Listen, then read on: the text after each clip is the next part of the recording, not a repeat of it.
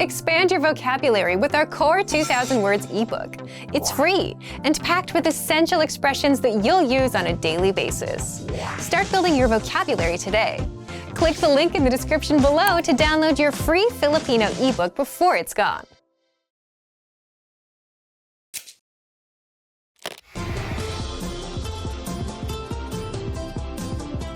Hello sa inyong lahat, ako si Erica. Ang Sabado de Gloria ay ang huling araw ng pag-aayuno para sa mga Katoliko sa Pilipinas. Gaya ng ibang araw sa Semana Santa, patuloy pa rin ang taimtim na pag-alala sa sakripisyo ni Jesus sa araw na ito. Ang mga gawain sa araw na ito ay madalas na nakatutok sa mga paghahanda para sa selebrasyon ng muling pagkabuhay. Ang selebrasyong ito ay tinatawag na Salubong o Easter Vigil. Sa lesson na ito, malalaman natin ang mga halimbawa ng paghahanda na ginagawa ng mga Pilipino para sa muling pagkabuhay. Alam niyo ba kung bakit pinagbabawalan ng mga bata na maglaro sa kalye tuwing Biyernes Santo at Sabado de Gloria? Sasabihin namin ang sagot sa katapusan ng video na ito. Madalas, sa mga syudad, nananatili lamang ang mga tao sa kani-kanilang mga bahay.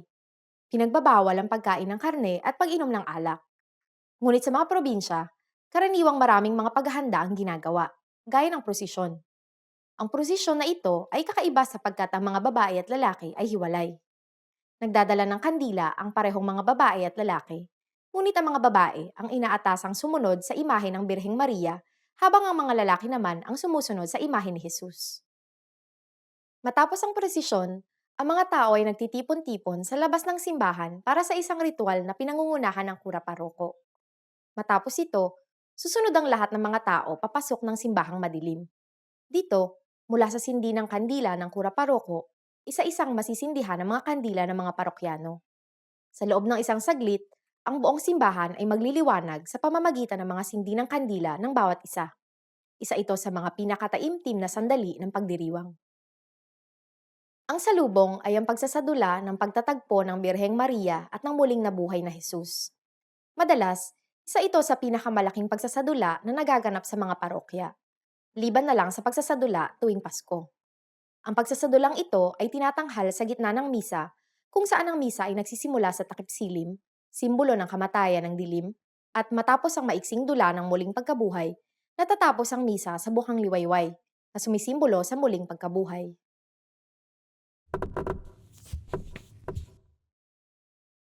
Alam niyo ba na tinatawag itong Sabado de Gloria dahil ito ang unang araw matapos magsimula ang Kwaresma o Semana Santa kung kailan maaaring kantahin na muli ang Gloria? At ngayon, ibibigay ko na ang sagot sa tanong kanina. Alam niyo ba kung bakit pinagbabawalan ng mga bata na maglaro sa kalye tuwing Biyernes Santo at Sabado de Gloria? Ito'y dahil sa pinaniniwalaan na kung ikaw ay masusugatan sa dalawang araw na ito, hindi na ito kailanman maghihilom dahil wala si Jesus para paghilumin ng mga sugat. Kamusta ang lesson na ito? May interesanteng bagay ba kayong natutunan? May mga katulad din ba kayong paniniwala tuwing Semana Santa? Mag-iwan kayo ng komento sa filipinopod101.com. Hanggang sa susunod na lesson! Hey everyone! Welcome to the Monthly Review, the monthly show on language learning, where you discover new learning strategies, motivational tips, study tools, and resources. By the way, all the lessons and bonuses you're about to see can be downloaded for free on our website. So, click the link in the description right now to sign up for your free lifetime account. Okay, today's topic is, are you an introvert or an extrovert? And how to speak more of your target language. Since you're learning the language, then you're very much aware of the importance of speaking, which can be easy if you're an extrovert or hard if you're an introvert. So, how can you speak more if you're on the shy side? Keep watching this month's episode. You'll discover who learns faster, extroverts or introverts, why learning a language can help you become more extroverted, and 5 ways to speak more, even if you're an introvert. But first, if you're looking for new free language resources and downloads, here are this month's new lessons and resources. Be sure to download these now before we take them down in a few days. First, the Sport and Exercise Conversation Cheat Sheet. Want to talk about fitness in your target language? You'll learn over 50 words and phrases for sports and exercise with this brand new cheat sheet. Second, the 40 Words and Phrases for Ordering Food Writing Workbook. With this free resource, you'll pick up must-know words and phrases for the restaurant and practice writing them out as well. Third, the top 12 April Fool's phrases. Want to be able to say some outrageous phrases in your target language for April Fool's Day? Then you'll want this April Fool's phrase list. Fourth, can you talk about your bones in your target language? Learn how to say words like skull, ribs, spine, and much more with this quick vocab bonus. Fifth, 20 must-know jewelry vocabulary. Do you know how to say earrings or necklace in your target language? If you don't, then this vocab lesson is for you. To get your free resources, click the link in the description below right now. They're yours to keep forever. Okay, let's jump into today's topic. Are you an introvert or an extrovert? And how to speak more of your target language. Part 1. Do extroverts or introverts learn languages faster?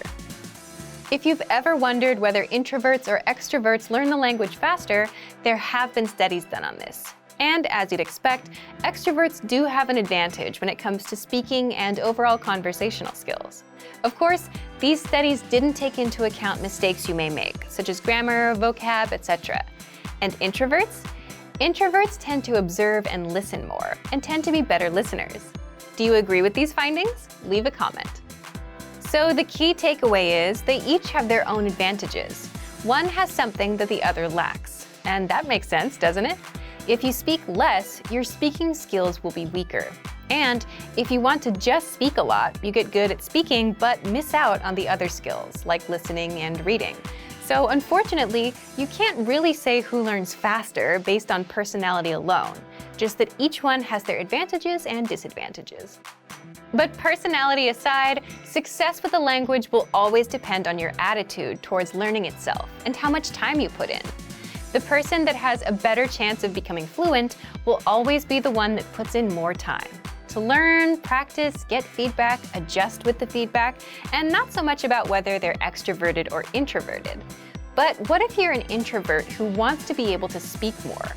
Is there a way to become more extroverted? Part 2. How to speak more, even if you're an introvert.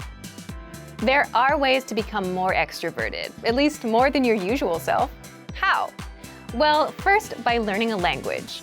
When you learn a language, you have a natural desire to connect with native speakers, even if you're shy. Also, native speakers tend to be very supportive and welcoming when you're trying to learn their language. So even if you're shy, it's kind of hard to stay shy in the long run when the people you speak with are so encouraging. In your native language, even if you know a million ways to start a conversation, you might not try to speak to someone because you're worried about whether you have something clever to say or the timing or some other social aspect. But in another language, where you may only know a few phrases, you're not bogged down by that. You just do the best you can with the few phrases you have. Plus, learning a language alone gives you a chance to reinvent yourself. To learn another language is to acquire another soul, as the quote goes. So, learning a language alone puts you on a path towards becoming more extroverted. But if you want specific tips, here are 5 ways to speak more, even if you're an introvert. Number 1. Learn how to listen like an introvert. How can this help you to speak more? Introverts tend to listen more, and the better listener you become, the better questions you can ask, which results in a more meaningful conversation, which also means more speaking time for you. So you can speak more even if you consider yourself an introvert by listening well and asking relevant and pertinent questions. By the way, if you want to learn how to ask questions, then check out our top 25 questions you need to know, where you'll learn all about what to ask and answer regarding the most common conversational questions. Number 2, increase speaking time and confidence through experience. Simply put, the more experiences you have in life or experience with certain topics, the more knowledgeable you become. And as your life or work experiences grow, so will your audience. You'll find people coming to you to talk to you. It could be about business, travel, or just your own life stories. If a conversation is about France, and if you've been to France, the conversation will gravitate towards you. Having all that experience makes things easy for you as an introvert. People will come to you, so you don't have to find them. For a language learner, the tricks are to 1. Be knowledgeable about something, and 2. Be able to talk about your experience in the target language. Number 3. Find the right audience. Imagine talking to someone that's not interested in learning languages. They'll give you 100 reasons why they can't learn, never reasons why it might work out for them, right? But when you're talking to an audience that's interested in languages, then you can have a conversation that could go on for hours. So find the right audience to share with. With language learning, it means you need to find native speakers that share the same hobbies or interests as you. Number 4, talk about what you know best. The introvert-extrovert dynamic also depends on how much you know about a topic and what you're most comfortable with. There are topics you may not know enough about, so you won't talk as much. But even the biggest introvert can become a confident speaker once you touch upon a topic they know well. That's where they shine. So if your goal is to be more extroverted, then focus on the things you know about. Or you can always gain experience in topics you don't know much about so you can speak more. Number 5, create opportunities to speak. How? Well, it's hard to stop a stranger and start talking with them without any context, right? But what if you need help finding something at a store, or have a question about a dish at a restaurant? Then it's much easier since you're there with a purpose. So you can create these opportunities by going to a restaurant from the country that speaks your target language and speaking with the staff, or asking a taxi driver a question, or asking staff at an information booth a question. So to recap, if you want to speak more, even if you're an introvert, 1, listen like an introvert. 2, increase speaking time and confidence through experience. 3, find the right audience. 4, talk about what you know best. And 5, create opportunities to speak. So thank you for watching this episode of Monthly Review. Next time, we'll talk about how tipping points will bring you closer to your language goals. If you enjoyed these tips, hit the like button, share the video with anyone who's trying to learn a language, and subscribe to our channel. We release new videos every week. And if you're ready to finally learn language the fast, fun, and easy way and start speaking from your very first lesson, get our complete learning program. Sign up for your free lifetime account right now. Click the link in the description. See you next time. Bye!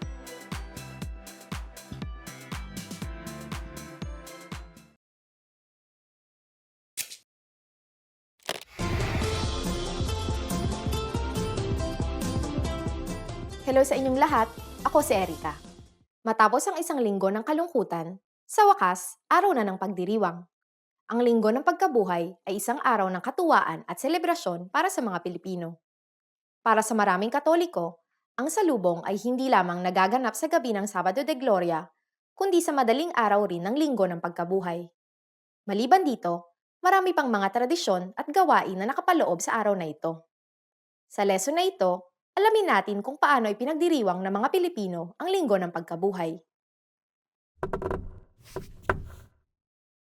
Alam niyo ba kung ano ang piyesta na ginaganap sa linggo ng pagkabuhay sa probinsya ng Marinduque? Sasabihin namin ang sagot sa katapusan ng video na ito. Karaniwang nagpupunta sa mga simbahan ang mga naninirahan sa syudad sa umaga ng linggo ng pagkabuhay. Madalas sa mga probinsya, nag-uumpisa na ng alas 4 ng umaga ang mga unang selebrasyon. Ito rin ang salubong na ipinagdiriwang sa gabi ng Sabado de Gloria. Sa seremonyang ito, pinagtatagpo ang imahen ni Jesus at Maria sa labas ng simbahan. Sa mga probinsya, masasabing buhay na buhay pa rin ang mga tradisyonal na paraan ng pagdiriwang tuwing araw ng pagkabuhay. Dahil ito ay araw ng pagdiriwang at katapusan ng pag-aayuno, hindi mawawala ang pamilya, pagkain at kantahan, lalong-lalo na sa mga Pilipinong tahanan. Ang bawat pamilya ay mayroong kanya-kanyang paraan ng pagdiriwang, pero madalas na sila ay nagtitipon-tipon para sa isang maliit na handaan. Madalas na iba't ibang klaseng mga putaheng karne ang inihahanda sa panahong ito. Maliban dito, hindi rin mawawala ang Easter egg hunting at Easter egg painting contest para sa mga bata. Kamakailan lamang, nagiging popular ang mga ganitong klase ng selebrasyon sa Pilipinas. Pinangungunahan ng mga mall at mga ilang malalaking kumpanya ang mga ganitong klaseng selebrasyon na dinadaluhan ng mga bata at mga matatanda.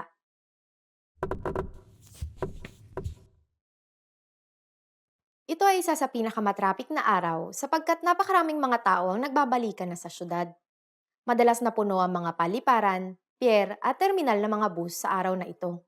Kaya, kung nasa Pilipinas ka sa araw na ito, mag-ingat sa trapiko. At ngayon, ibibigay ko na ang sagot sa tanong kanina. Alam niyo ba kung ano ang piyesta na ginaganap sa linggo ng pagkabuhay sa probinsya ng Marinduque? Ito ang Moriones Festival. Piyesta ito kung saan ang mga tao ay nagbibihis at nagsusuot ng mga moryon na maskara para gayahin ng mga Romanong sundalo. Isinasadala sa piyestang ito ang buhay ni Santo Longinus, isang Romanong senturyon na bulag ang isang mata. Kamusta ang lesson na ito? May interesanteng bagay ba kayong natutunan? Anong klaseng pagdiriwang ang ginagawa nyo sa araw ng pagkabuhay? Mag-iwan kayo ng komento sa filipinopod101.com. Hanggang sa susunod na lesson! Hey everyone, welcome to the monthly review, the monthly show on language learning, where you discover new learning strategies, motivational tips, study tools, and resources. By the way, all the lessons and bonuses you're about to see can be downloaded for free on our website. So click the link in the description right now to sign up for your free lifetime account. Okay, today's topic is, can busy people actually learn a language? You yourself probably have an answer to this question, right? But whether you can or can't actually has a bit more to do with your mindset than anything else. And in this guide, you'll discover 1. Is it possible for busy people to learn a language and the mindset needed? 2. Mental bandwidth, the one thing that can make or break your language goals. And 3. 5 mindset tricks to make time for language. But first, if you're looking for new free language resources and downloads, here are this month's new lessons and resources. Be sure to download these now before we take them down in a few days. First, the Talking Online PDF cheat sheet. Learn the must-know internet slang and all the internet-related vocab and phrases in your target language with this PDF cheat sheet. And second, the 40 words and phrases for ordering food writing workbook. With this free resource, you'll pick up must-know words and phrases for the restaurant and practice writing them out as well. To get your free resources, click the link in the description below right now. They're yours to keep forever. Can busy people actually learn a language? Part 1. Is it possible for busy people to learn a language and the mindset needed? So, can busy people actually learn a language? What do you think? Leave us a comment and let us know. As much as we want to say yes, it's more of a yes or no depending on the person. Why yes? Yes, because many of our members are busy and are learning with our system. And some of you who are watching also fall into this camp. But it also depends on the person because it's more of a mindset thing. Either you think you have time or you don't. For example, many of our members fall into the group of can learn and can find the time, even if they're busy. If you're busy and still want to learn, if you look around, you can always find 5 or 10 minutes a day, like on a commute. Now, if your mindset is the opposite, if you think you can't learn a language or you don't have time, you won't even try, even if you had a resource that was proven to work. Part 2. Mental bandwidth, the one thing that can make or break your language goals. And if you think about it, if you had all the time in the world but felt like you couldn't learn a language, you wouldn't try either. Again, this is why it comes down to the mindset and why it all depends on each individual person. Either you think you can or you think you can't. But it may not always be this black and white either. It can also depend on your mental bandwidth too. Think back to your school days, those few days before exams. It got really busy and you had to stop everything to study, right? You were probably thinking, if I can just get through studying this week and take the test, then next week I can finally start relaxing and doing other things. And if someone asked you if you wanted to hang out, you would say no, because you're busy. But chances are you still managed to spend at least 30 minutes on YouTube or social media. Meaning you did have some time, even if you were busy. But the test was occupying your mind and taking up all that bandwidth. So it's also possible that we just don't have the mental bandwidth because we're overwhelmed. And this is a genuine reason for not being able to learn when you're busy. Don't worry, in the next part, we'll show you how to get some bandwidth so that you don't feel overwhelmed. Part 3. 5 mindset tricks to make time for language. So if you've gotten this far, you understand that it is possible to start learning a language, even if you're busy, that you can find the time, but it mostly comes down to your mindset. So how can you develop the mindset? So when you're too busy, it feels like you're overwhelmed and like you don't have control of your time. Well, there are a few things you can do to gain some control of your time, have some breathing room, and learn a bit of language. First, always set small, measurable goals. This is something that we talk a lot about here. For example, learn for 10, 15, or 20 minutes every day. Learn 100 words in 1 month, which means learning 3 to 4 words a day. And the mindset behind this is just being realistic with your goals and what you can do. Because if you're busy, you may not have 1 or 2 hours. And this is a strict rule, especially when starting out with new goals and languages. Always stick to small, measurable goals. Second, lowering your goals and expectations is okay when things get super busy. If you couldn't learn all 100 words for the month and only got up to 40 or 60, that's okay. If you tried learning on Monday and Tuesday but skipped Wednesday and Thursday, that's okay. Sometimes you have to shift priorities, and prioritizing things is a secret to a successful life. You may not get to the goal you wanted to achieve today, but you can get to it next week. Third, it's okay to put language on pause if life gets in the way. Just like with that last point, you can always come back and reach your goal a little later. We often see learners put language on pause, come back later. Some even come back years later. But the key is to come back. Fourth, avoid the all-or-nothing mindset at all costs. And an all-or-nothing mindset is something you'll see in beginners and perfectionists. When you have this mindset, you'll say, language learning requires hours, so there's no point in learning for a few minutes today. But something is better than nothing, and even 5 to 10 minutes of review adds up in the grand scheme. And in the grand scheme, it's more important to be consistent, even if it's just for a minute a day, rather than study for hours once a week. The brain just doesn't work that way. Fifth, do you have a slowdown or relaxing routine that you do on the weekends or whenever you have free time? And if you didn't do it, you'd feel overwhelmed? Leave us a comment and let us know what it is. For some, it could be reading, watching TV, or going to a cafe and doing nothing for a bit. You're there on your own, you don't have much to do in front of you, even if it's just 10 or 15 minutes. And if you're settled, you start feeling in control. And that's the point you have some mental bandwidth. You can start doing some time management and plan your week out. You can put in a few minutes of language learning. But if you don't slow down and if you feel overwhelmed, you could have the easiest possible way to learn a language. And you still wouldn't do it.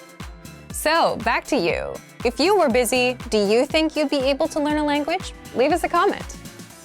So, thank you for watching this episode of Monthly Review. Do you record yourself speaking your target language? If you enjoyed these tips, hit the like button, share the video with anyone who's trying to learn a language, and subscribe to our channel. We release new videos every week. And if you're ready to finally learn language the fast, fun, and easy way and start speaking from your very first lesson, get our complete learning program. Sign up for your free lifetime account right now. Click the link in the description. See you next time. Bye!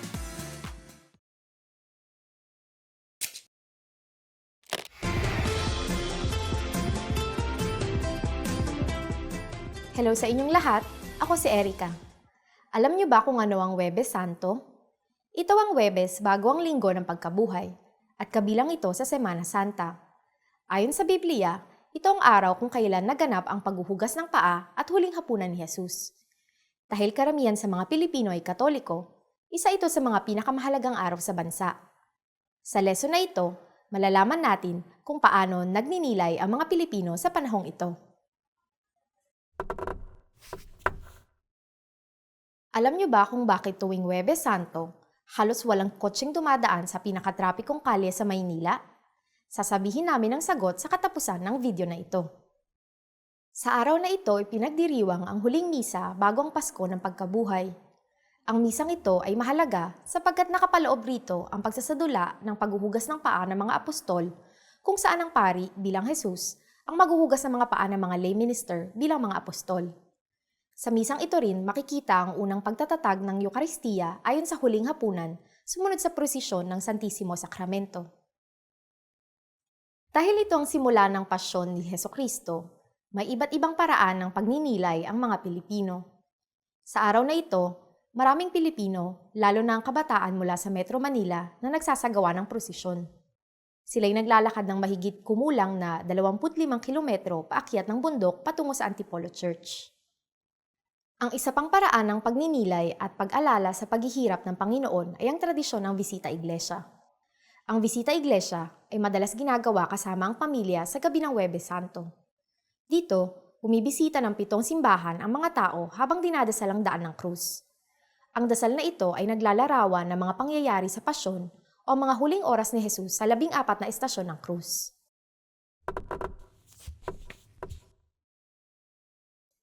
Tuwing Huwebes Santo, kaunti lamang ang mga establishmento na bukas. Pati ang mga channel sa telebisyon ay kaunti lamang ang pinapalabas. Kaya naman maraming Pilipino ang gumagamit sa panahong ito upang maging mas malapit sa kanilang mga pamilya sa pamamagitan ng pananatili sa kani-kanilang mga tahanan. At ngayon, ibibigay ko na ang sagot sa tanong kanina. Alam niyo ba kung bakit tuwing Huwebes Santo, halos walang kotseng dumadaan sa pinakatrapikong kalye sa Maynila? Dahil ito sa ang Huwebes Santo ang simula ng magkakasunod na araw na walang pasok sa trabaho o opisina, kung kaya madalas umuuwi ng probinsya o kaya ay nagpupunta ang mga tao sa ibang bansa upang magbakasyon. Dahil dito, kaunti lamang ang nananatili sa Maynila sa panahong ito. Kamusta ang lesson na ito? May interesanteng bagay ba kayong natutunan? Ano-ano ang mga karaniwan niyong ginagawa sa panahon ng Semana Santa? Mag-iwan kayo ng komento sa filipinopod101.com. Hanggang sa susunod na lesson!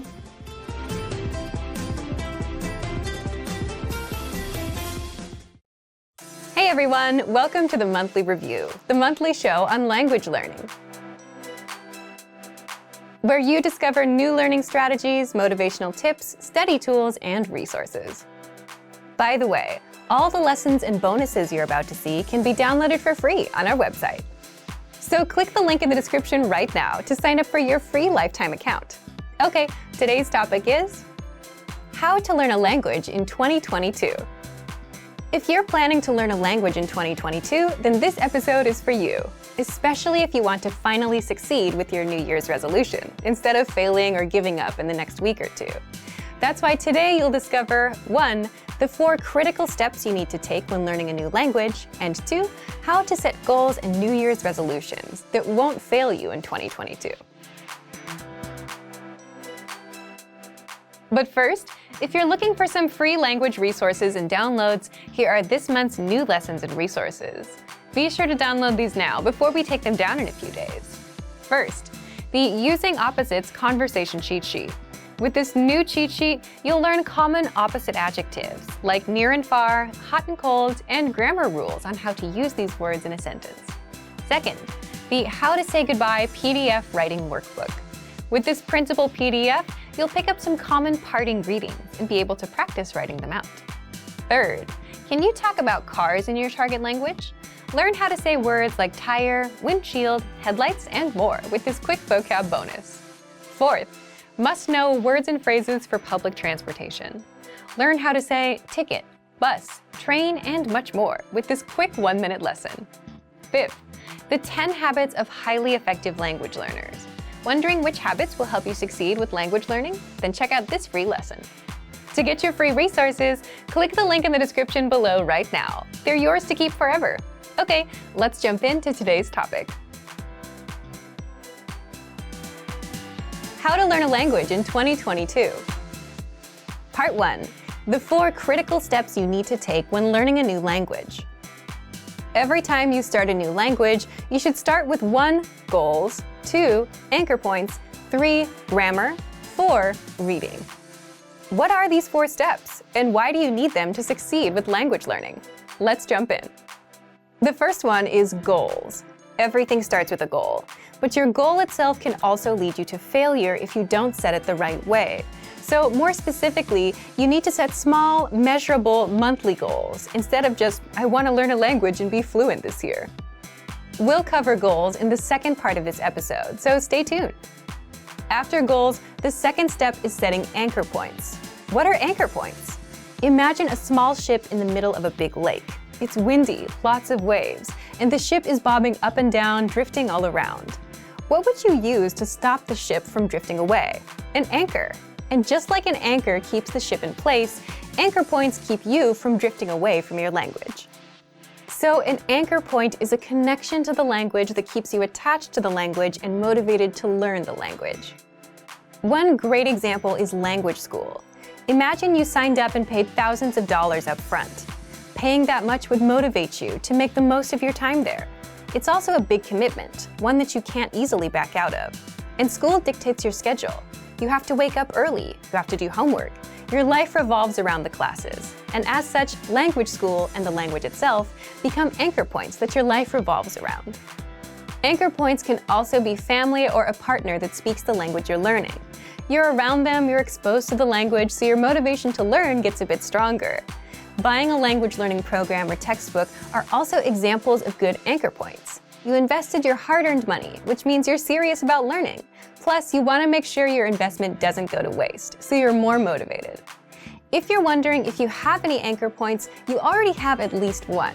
You're watching our lessons on YouTube, but the more anchor points you have, the stronger your motivation will be.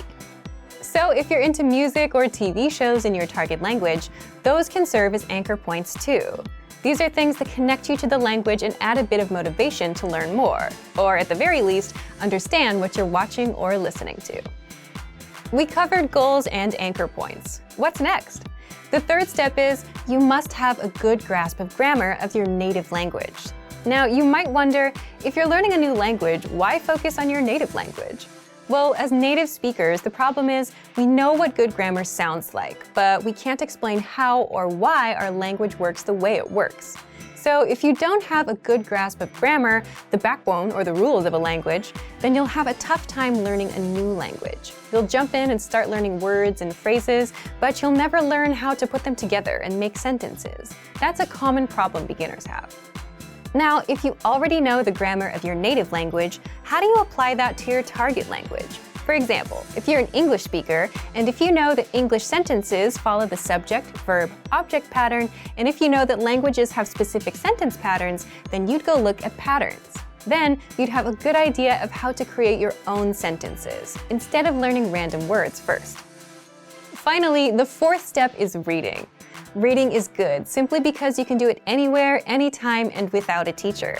It's a skill you can get started on day one, on your own. Reading also tends to spill over into other areas. The more you read, the more words and grammar rules you come across, so you boost your vocabulary and grammar, which can seep into speaking and listening.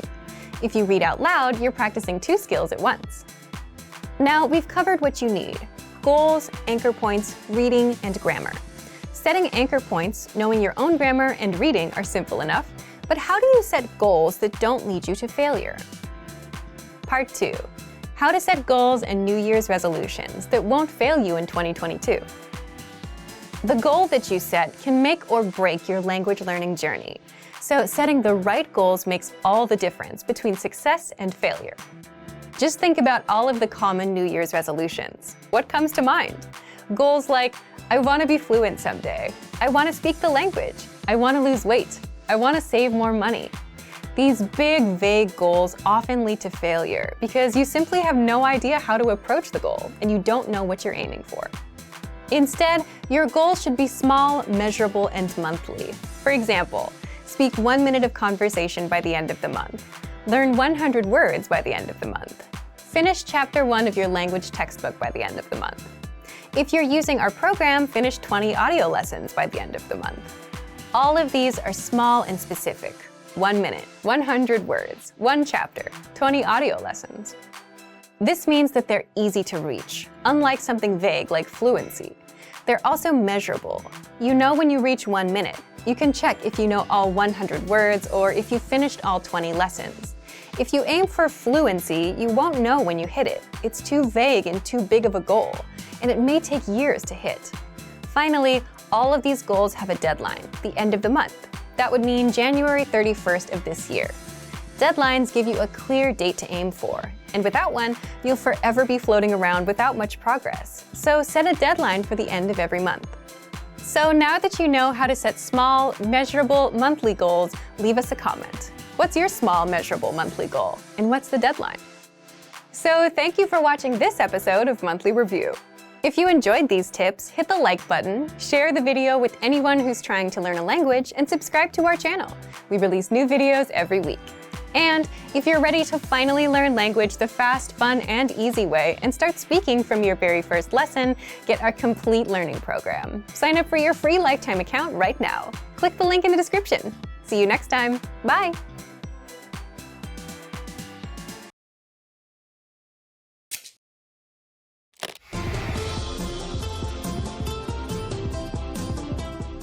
Hello sa inyong lahat, ako si Erica. Kilala ang mga Pilipino sa kanilang mga pistang puno ng kasayahan.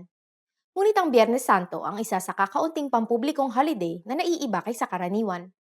Sa araw na ito, ginugunita ang pasyon, kamatayan at muling pagkabuhay ni Hesukristo.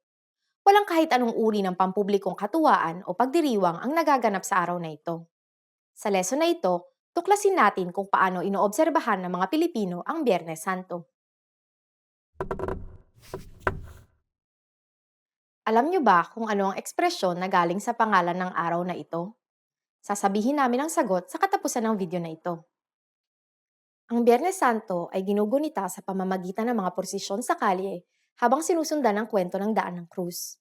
Mayroon pang mga pagkakataon kung saan ang pagsasadula ng pasyon ni Hesukristo ay umaabot sa aktwal na pagpapako ng mga tao sa krus. Ito'y ginagawa ng ilang mga deboto bilang isang uri ng penitensya para sa kanilang mga kasalanan. Sa araw na ito, pinagbabawal sa mga Katoliko ang pagkain ng karne, pag-inom ng alak, at sobrang pagsasaya.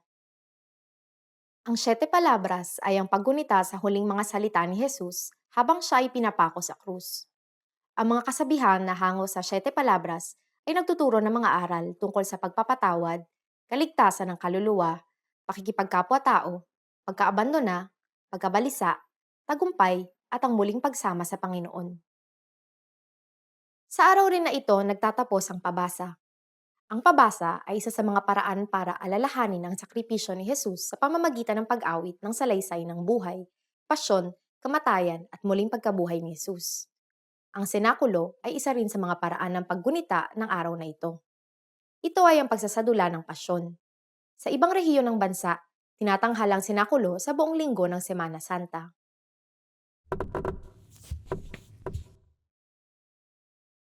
Pinaniniwalaang ang alas 3 ng hapon ng Biyernes Santo ang oras ng pagkamatay ni Jesus. At ayon sa mga pamahiin, sa oras daw na ito, naglalabasan ang mga masasamang espiritu. Kaya naman pinipilit ng mga magulang ang kanilang mga anak na manatili sa loob ng bahay. At ngayon, ibibigay ko na ang sagot sa tanong kanina. Alam niyo ba kung ano ang ekspresyon na galing sa pangalan ng araw na ito? Ang ekspresyong ito ay ang mukha kang Biyernes Santo, kung saan pinapahiwatig na ang mukha ng sinasabihan ay malungkot at mapanglaw katulad ng nangingibabaw na pakiramdam kung Biyernes Santo. Kamusta ang lesson na ito? May interesanteng bagay ba kayong natutunan? Mayroon ba kayong katulad na ekspresyon sa inyong lengguwahe? Mag-iwan kayo ng komento sa filipinopod101.com. Hanggang sa susunod na lesson!